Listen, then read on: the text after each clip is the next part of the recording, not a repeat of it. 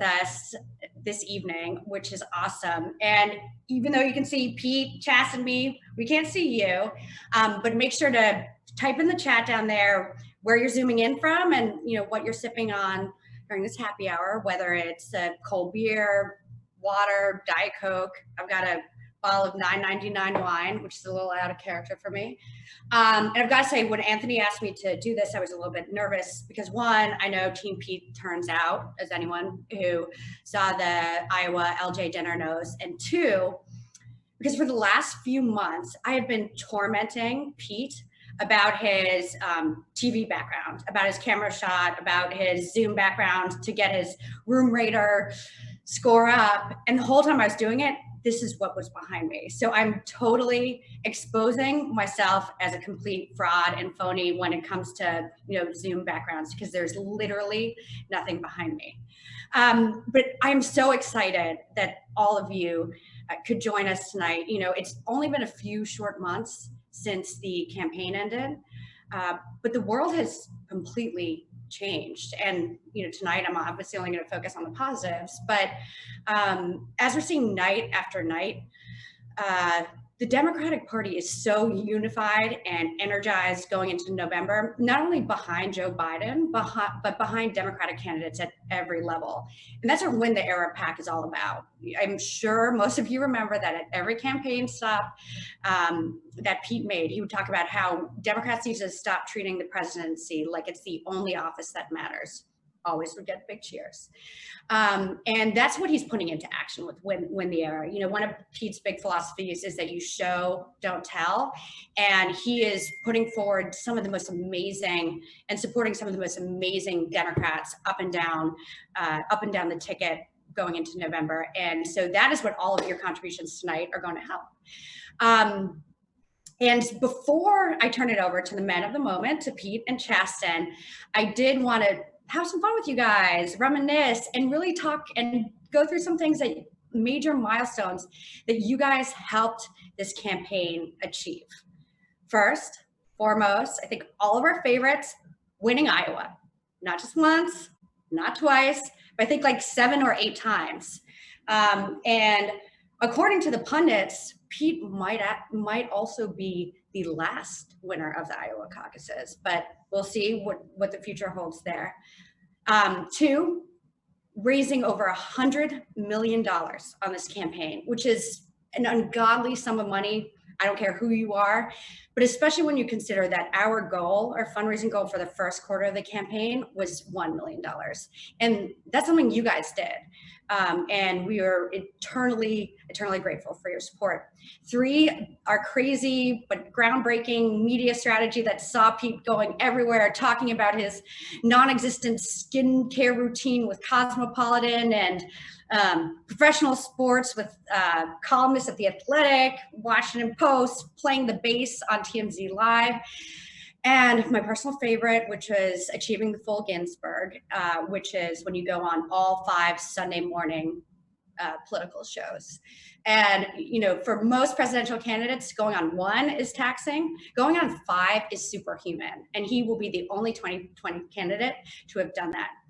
And the final thing, too, is this community that you helped create, this community and this movement that didn't end, on March 2nd, March 3rd, when Pete dropped out. I should probably know that, but it only started beginning.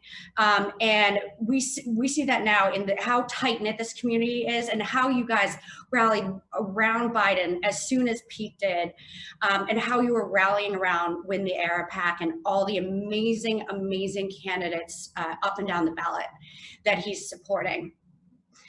So I want to thank you all, from the bottom of my heart for everything that you've done. None of the things that Pete achieved, none of the things that our campaign achieved, none of the historic milestones that we achieved would have been possible without you. And, I'm confident that this community is going to stick together and continue to be a force of nature in the years to come.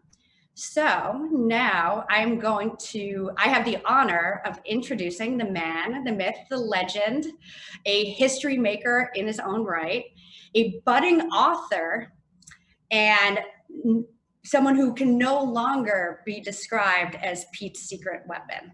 Chasten Buttigieg, over to you.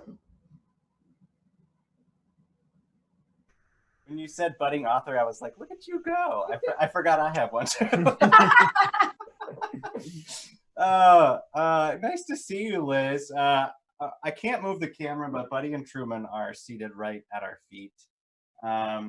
It is so wonderful to be with this community again. I'm loving watching the chat, seeing how many of you are here from all over the country.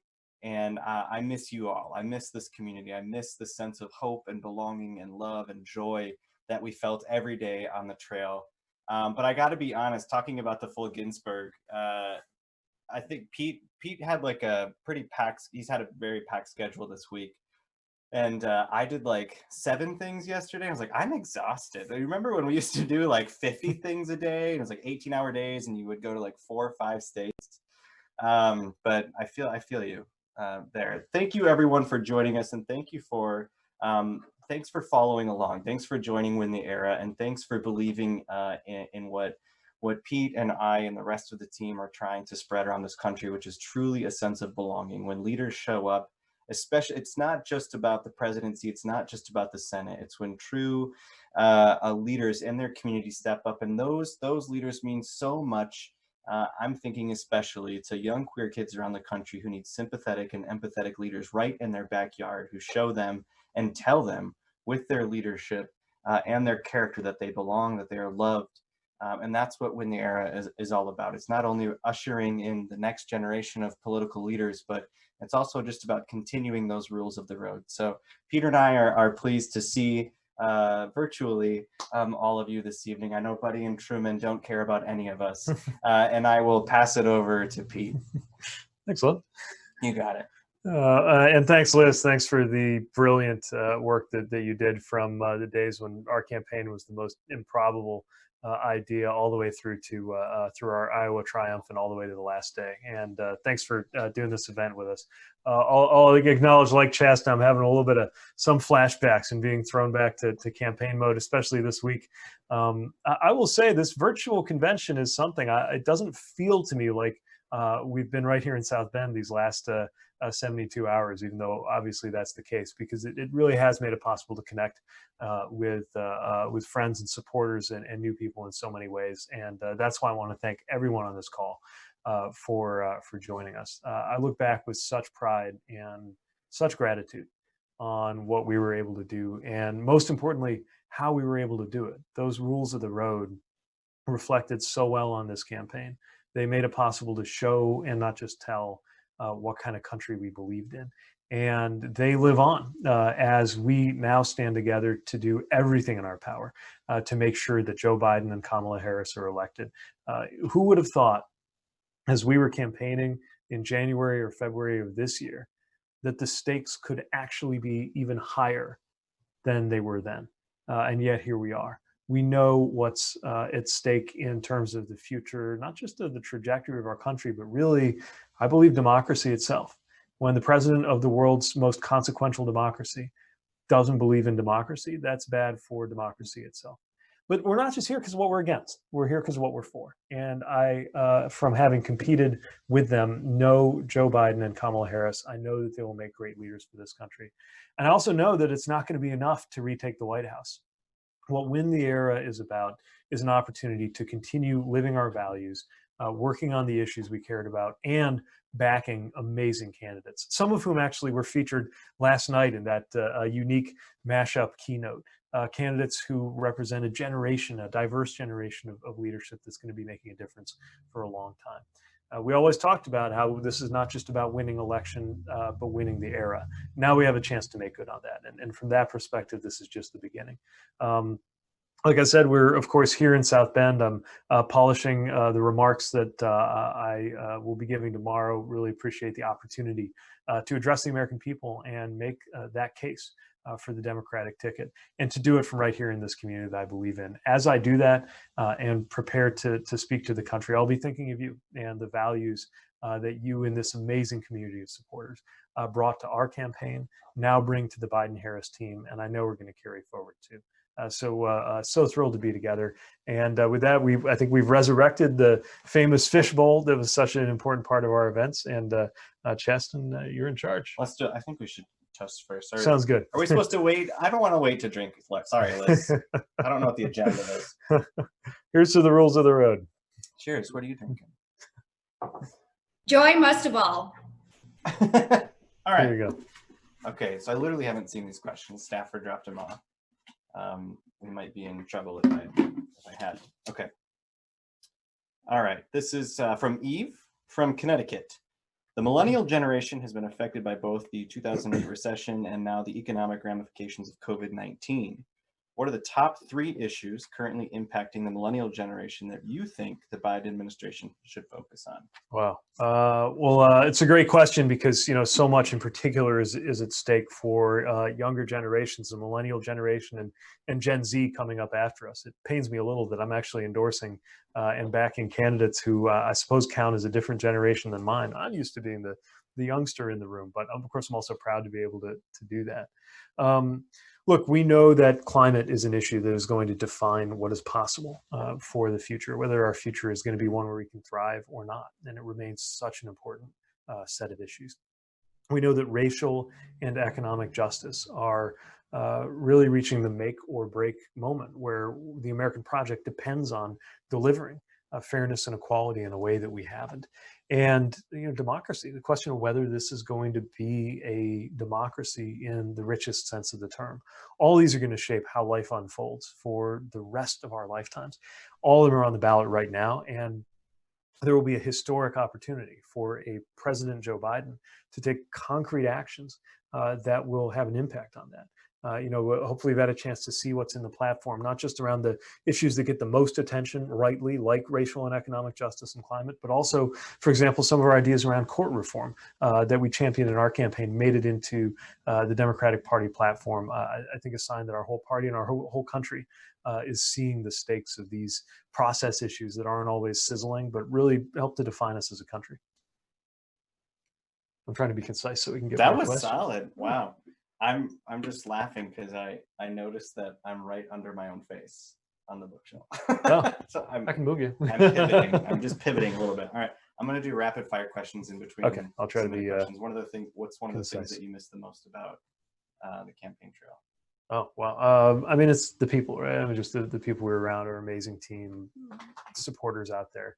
And I don't miss the travel, but I do kind of I miss being everywhere at once. Yeah. It was exciting. Although I was ready to just be home for a while, which of course, more than we ever could have guessed is exactly what happened. That's a very sweet answer. I miss Emily because she used to make sure that I drank water. Oh, you mean you miss Emily doing such a great job for you? Yeah. Well, I miss her friends. We talk, we text all the time. We talk, but like, I used to drink so much water because there were so many people always yelling at me to drink water. Yeah. Well, I try to get you to hydrate, but you know. listen to And Emily. You don't listen to me. And I miss you, Emily. Okay. Michael from Ann Arbor, Michigan. How do we practically secure the pillars of our democracy, most immediately against current threats and going forward to avoid the potential for such threats? All right, Michael, I like how you said most immediately, because you know how I feel about structural reform, constitutional amendments even that are due, but that's not going to help us in the next few weeks. So here's some concrete things we can do. First of all, there are a lot of organizations that are working to make sure that we protect the integrity of our elections. Democracy Docket, taking legal action across the country. Fair Fight, led by my friend Stacey Abrams. They're doing phenomenal work to make sure that we sound the alarm where voter suppression is happening. We've got to support efforts and organizations like that. 2, be a poll worker. Not a lot of people my age and younger even think about this. I think we just have gotten used to it being a thing that retirees do, but for exactly that reason, it's a real problem. One of the reasons there are far fewer polling stations available than before is that there simply haven't been enough poll workers. In addition to the more kind of nefarious work that we know, things that are going on, there's just a shortage. So consider doing that. We've got to be vigilant about the threats of voter suppression. But at the same time, we got to remember something else too.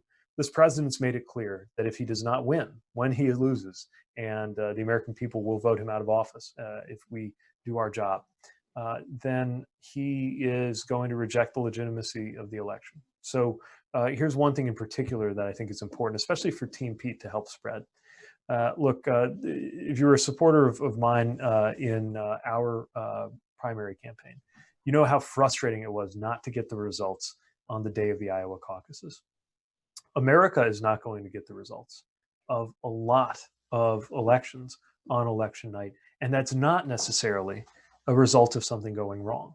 It's a result of a lot of mail-in ballots and people diligently doing their jobs. So if anybody, foreign or domestic, is trying to attack the credibility of US democracy because the results are taking longer than we're used to, frankly, longer than we'd like, let's remember not to play into those hands because we should fully expect for the results to take a while in a lot of those races. It's going to be frustrating. It's going to be nervy, but we've got to be ready for that. One of your most embarrassing moments on the trail? From the fishbowl, or did you just? No, I was going to throw in rapid fire. Embarrass me? What do you think is one of my most embarrassing moments on the trail? Never mind. Don't answer that. I don't think anybody saw this, but I was giving an interview, I think, on MSNBC, and it was one of those where they had like a little music stand, like kind of about waist high, and the chest was the shot from it was about chest high. And I went to, I'm usually pretty good with the like hand-eye coordination for things that are outside of my, okay, I'm sometimes good with hand-eye coordination. And I was gonna, you know, kind of discreetly kind of get the bottle of water open and get a swig of water. We were at Homestead, Florida, drawing attention to the condition for the detention of migrants. And I just missed. I missed, and water went everywhere. I don't think anybody could see it in the shot, but anybody who was there would have just wondered why is Pete like hosing himself down with a water bottle going in all directions. So I was embarrassed, but luckily that was one that I managed to dodge. Well done. Thanks, love. You got it. Okay. Oh my gosh, it's from Brokaw. Sorry, inside person. I know that guy. We know Steve. All right, best burger, The View Ooh. or Render? Oh, it's a South Bend question. Oh, so the correct answer is CJ's. Neither The View nor Render, although both are magnificent eateries in very different ways. I don't know what The View would call themselves. Anyway, if you haven't been to South Bend, you have a lot of fantastic options in the burger department. But CJ's Pub, they make this super pub burger. It's one of the things I'm really missing right now, actually. Always comes back to food with Brokaw, if you've seen his cool Instagram feed. Okay, I couldn't think of a rapid fire. Jennifer from New Orleans, tell us how you make your favorite cocktail. That's legitimately excited about that question. Honestly, I asked Chasten if he's in the mood to make a cocktail. You he don't does make cocktails. an amazing. I can fix a gin and tonic or something like that. But Chasten does this amazing Negroni. That's a 2-ingredient drink. Yeah, it's still a cocktail. I just make Negronis with 4 parts. I add Saint Germain to them. Yeah, it's really good. You should try it. Yeah, so red vermouth, sweet red vermouth, gin, Saint Germain, and Campari. And I put in one of those little cocktail cherries. Dangerous. Okay. Britt from Indianapolis, Indiana. What are you most excited to see change when we have new leadership in our home state of Indiana?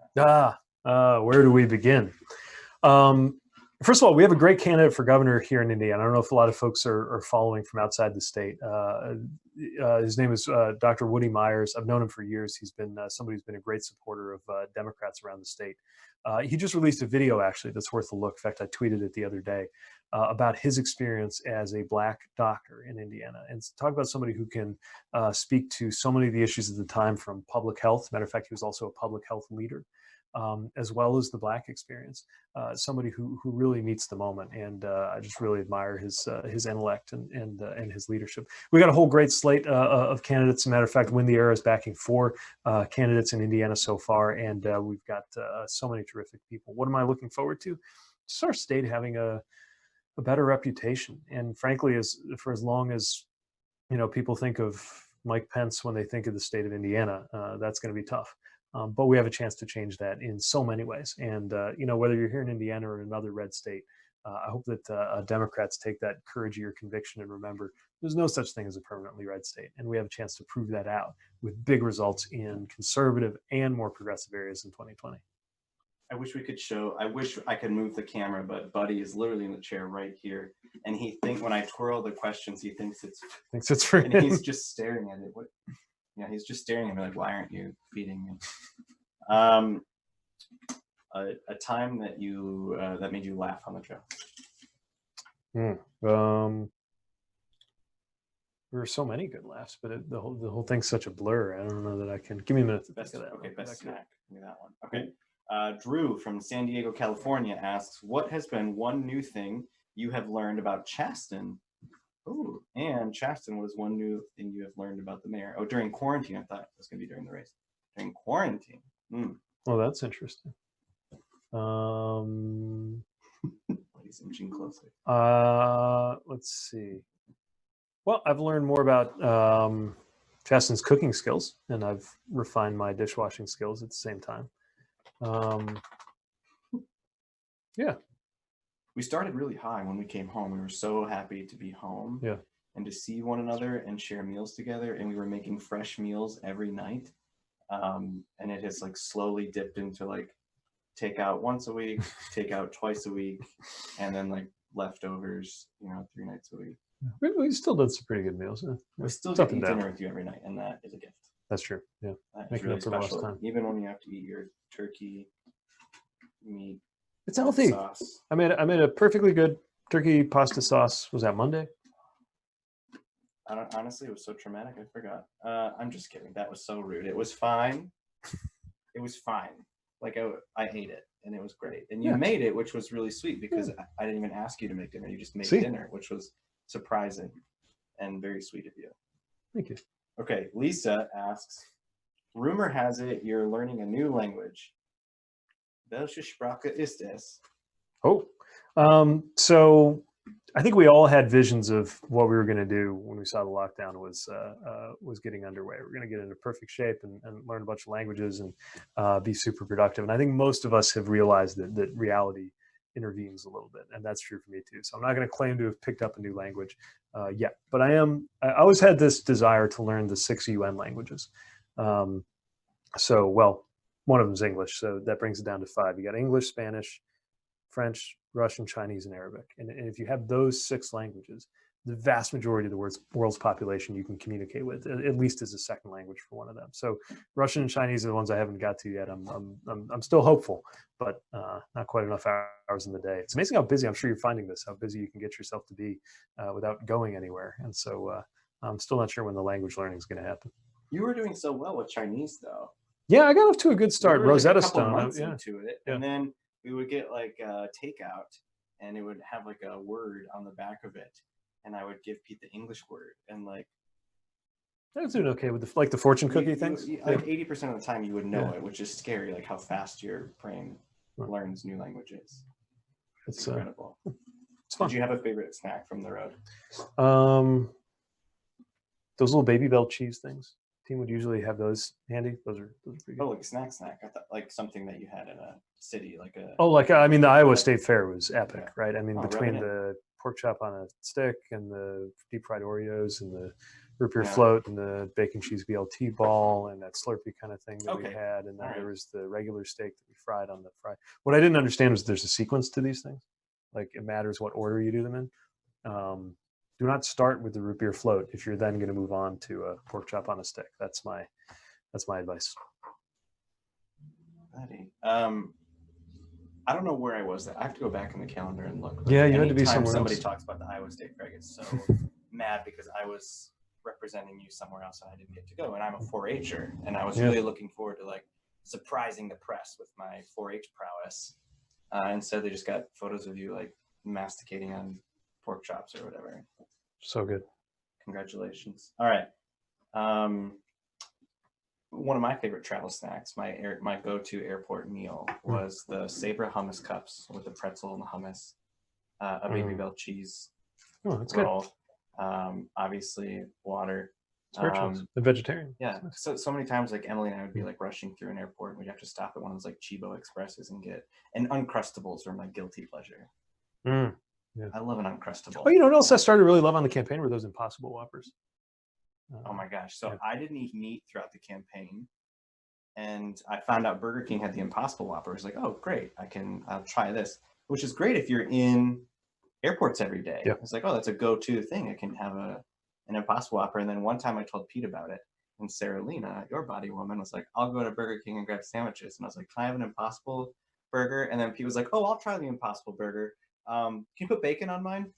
Which like It is very good with bacon. totally negates the point. Okay. It's good without bacon too. Victoria says, how do you see the agenda you campaigned for incorporated by the Biden-Harris campaign? Well, a bunch of things. So Sonal Shah, our policy director, was part of the Unity Commission that was set up, and a number of people on our domestic and foreign policy teams have been part of the conversation, and it shows. And one of the things I've really been enthused about going into the convention is the way that so many ideas from across the party have been brought together. So again, one of the ones I'm proudest to see reflected there is our call for court reform. The idea that there needs to be structural reform to depoliticize, the Supreme Court, and I was glad to see that get a mention in the platform. Ideas about making sure that we expand access to healthcare, tackling issues of racial inequity in health. So many ideas coming together, but I was especially pleased to see some of that democratic reform work make it in, because it wasn't getting the attention that it deserved, and I'm proud that our campaign played a role in popularizing that. Well done. Okay, Beth from Boston, Massachusetts asks, what are you looking forward to the most about about teaching this fall? So I'll be doing a seminar at Notre Dame, and it's on the subject of trust. I'm really looking forward to it. It's going to be interdisciplinary. We're going to look from angles ranging from politics to philosophy to literature. And the thing I'm most looking forward to, honestly, is finding out how really smart undergraduates in a diverse group who are all studying different things come at this issue. I think I'm going to learn a lot from them. Unfortunately, we may have to do it in a virtual way, but still, I think going to get a lot out of it. Of course, I'm a little anxious because I live with a professional educator who I'm sure will have all kinds of notes on everything that goes into being a good teacher. I would never dare to share my opinion about anything related to the classroom. Never. Oh my gosh. That's a long one. Okay, Amy from South Bend asks, I'm buying this ticket for my daughter, Louisa, who will be turning 18 years old today. Happy birthday. Oh, happy birthday, Louisa. I want to celebrate her right to vote and the power of it. Louisa is an active part of the Sunrise Movement. How are you actively investing in the environment, and how can Louisa make an impact with you? Terrific. Well, there are so many things that we need to do, and honestly, we can take individual steps that we think are beneficial, but this has to be done at the policy level, and it has to be coordinated at the global level. There's no getting around that. And so, this is really going to be the test of our time. The IPCC gives us until about 2030 to hit aggressive goals and targets when it comes to making sure that we are going to head off the worst things that could happen by the 2040s and 2050s. And that means making sure that we enact carbon pricing and then have that ramp up over time. It means making sure that we have international monitoring and verification of global agreements. It means moving completely away from this carbon intensive economy that we've grown addicted to as a country. It means investing massively in research and development on wind, on solar, on energy storage, and eventually on carbon capture and storage. But we can't just assume that's going to come in and save us. It's got to be a both and from putting less in the first place. We got to work on the agricultural level. The agricultural sector is actually a huge part of this. And we've seen kind of industrial farming and moving in the opposite direction of what we were talking about earlier with the 4-H experience and the small farming experience that Chasten grew up with, and that we saw in Iowa and other places. At a personal level, it's everything from attention to the fuel efficiency of our vehicles to all these LED bulbs we've put in around the house and curtailing a lot of carbon intensive activities. But this has to be done at a national and policy level. And that means we've got to make sure that we're leading the way. And it starts with what's on the ballot in November. Great. Are you ready for the last question? Last question. Yeah, we're going to do the last fishbowl question. All right. And you get to ask me one question, and I'll ask you one question. Oh, interesting. Rapid fire. Ready? All right. Okay, your last official question. Susan from Somerville, Massachusetts asks, what can we do to expand the work of your campaign to create more future former Republicans when it is not campaign season anymore? Great question, Susan. I think in some ways when it's not campaign season is our best opportunity. Look, we've got to do the work right now with the convention and all of the work that's part of campaigning. But then comes, I hope, a moment where some of that heat and some of that noise can take a backseat to the project of actually moving this country forward. And as that happens, I think there's more room to build human relationships with people who we care about and respect and love, who don't think about politics the way that we do. I actually think there's never been a better opportunity in my lifetime for this, for the simple reason that people may be Republicans for any number of reasons, but if they have to do with a certain concept of decency or a certain sense of faith or a certain belief in national security, to take just a few examples, then it's clear that what the Republican Party has become has really abandoned those values. And so we have this moment to I think, reach people in a new way. And I'm excited about what that could mean in terms of the just breaking out of some of these battle lines that we've been living with and gotten used to. And again, sometimes it's outside of campaign season that it's easiest to do that. So the most important thing we can do is reach out to people in our lives who think about politics differently and talk to them. But in the first instance, not start right away talking about politics. If we can do that, I think that I really believe that we can transcend this polarized moment we're in, and we've got to. There's no going on like this. All right. So while you think of a rapid fire question, I'll call Buddy in. Buddy, like rolling around out there. Yeah, what is Buddy, he come doing? here. Buddy's mad at us. Is he? Yeah. Buddy, come here. He's probably Here, bud. because he hasn't gotten his walk. You on strike? Oh, there he is. Okay, now he's Come good. here. Come here. You love attention. I don't know who's going to break it to them that this whole staying at home all the time thing is not There we permanent. go. But There he is, the king. you say Buddy, hi, have bud? anything to say? So you've seen Buddy's been pretty active on Twitter, which is remarkable for not having thumbs. Yeah, God love him. All right. I can't think of any more questions. I got a question. What was your favorite part about the process of writing a book? Oh man.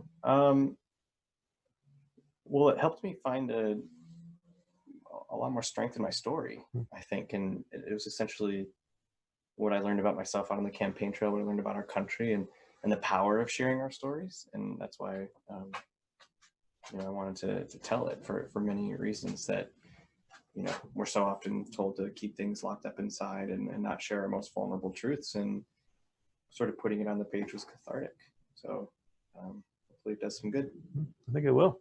Yeah. But it's also nice to have you having a little more free time now, so we can hang out. Yeah. Seriously, it's weird, Yeah. isn't it? It seems like time flew by, but also we've done so much this year because we didn't do so much the last year and a half. So I'm not tired of you yet. It's a good sign. Yeah. I mean, we went through two real tests, right? First being separated all the time, and now being together all the time. Yeah. I think we've done pretty well with that.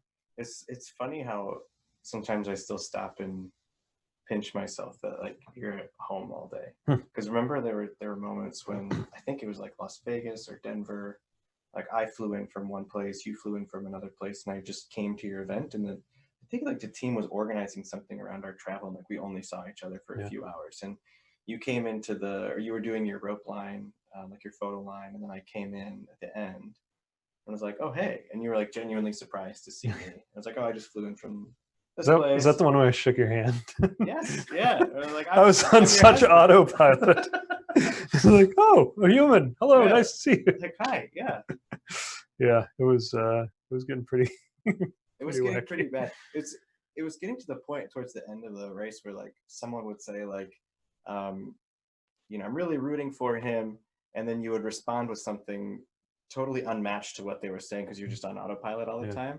They'd be like, I've read that one too. Like it's just something so stupid. It's just like coming out, and now here I'm glad we get to take a deep breath together. Same here. Yeah. Well, why don't you thanks for doing the fishbowl. All right. You got it. Well, thanks everyone for being part of this. It's really, I can just feel, I see it in the chat. I can feel it out there. The community of supporters that we built is a really amazing thing. The kind of people and the kind of approach that you as supporters reflected and that we've got to now take forward to deliver for Joe Biden and Kamala Harris, to deliver for all of the candidates and causes we believe in, which is why Win the Era exists. And this is also a good time to just support each other. Look, we've been through a lot as a country. Our communities have been through a lot. And so we should turn to every place in our lives that's a source of community and uplift and joy and energy and support. And that is very much what this community of supporters is. It's just a wonderful group of people who I think have a really important role to play in history, beginning right now. But this is just the beginning. And I'm really excited for when circumstances will allow me once again to greet you and see you and thank you in person around the country. But in the meantime, for continuing, even if it has to be virtual, to be side by side for what we believe in. So thanks so much for everything that you do as a community. Liz, thank you for guiding us, and back over to you. Sorry, it took me a second to unmute. I'm not the most technologically savvy person here. But guys, thank you so much for turning out for this. This was a very serious, sober, thoughtful conversation with those guys, Pete and Chasten. But there's amazing programming on TV tonight. We've got former presidential candidate Hillary Clinton, former President Barack Obama, and the next Vice President Kamala Harris. And just make sure that as you're watching this stuff, as you're seeing this, that we channel all this. We channel all this to elect Democrats up and down the ticket, as Pete has always said. And, Win the Era is going to be a great way to do that. And it was so much fun. This is the first time I've seen Chasten and Pete since South Bend, I guess, right? Or no, since LA, since Kimmel. That's right. And so would love your support, would love all this. And guys, let's always be a team forever, Team Pete forever. So thank you so much for turning out, and let's do this again soon. Thank you.